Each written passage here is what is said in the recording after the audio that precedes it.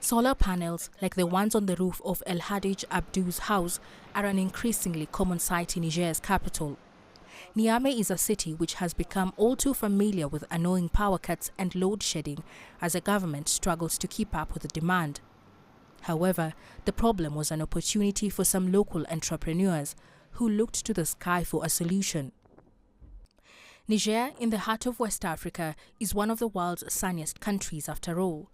Hilia Hundegnon decided to get in on the solar panel business, and he's now reaping the benefits. We are seeing a rise in the market, especially since there are power outages. It's not that it's ideal, but at least it provides consumers with a backup, so to speak, with their home installations. They are protected from power cuts and repeated outages. Because of this, we're being asked for solar panels, particularly solar batteries, especially with the innovation. There aren't many batteries stored in one room anymore. Lithium batteries alone can replace up to 10 regular batteries at once. The energy shortages had worsened in the wake of a July 2023 coup, which saw military leaders take the reins of power. It was a move which didn't go down well around West Africa, however, with its southern neighbor, Nigeria imposing sanctions, including cutting off electricity exports. How Amadou, Niger's energy minister, said the measure forced state-owned power company Niger to impose planned power cuts that often lasted several days, especially in Niamey.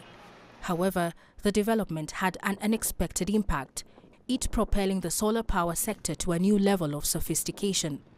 It's now not only providing energy to thousands of people, but also jobs and much-needed income for many. The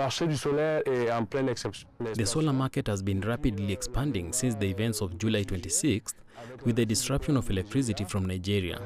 The market is truly experiencing a significant rise. There is increasing demand, and this is also due to other factors such as the availability of qualified technicians now, as well as manufacturers who are established here with us and provide after-sales service. Amadou says Nigeria has resumed electricity exports, but only about half of what it used to before.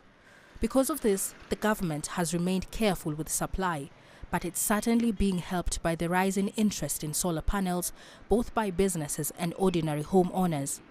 In the past, solar panels were only used by residents of areas without access to electricity.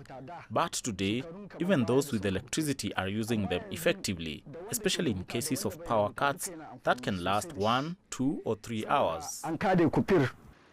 Solar power cuts is also popular in remote rural areas for powering drinking water pumps. Meanwhile, international projects funded by the World Bank or Arab humanitarian organizations equip schools and hospitals to refrigerate vaccines and medicines. So it's definitely a sector on the rise in Niger, and many believe with more research and investment, it could eventually lead to the end of the frustrating daily power cuts. Caroline B., CGTN.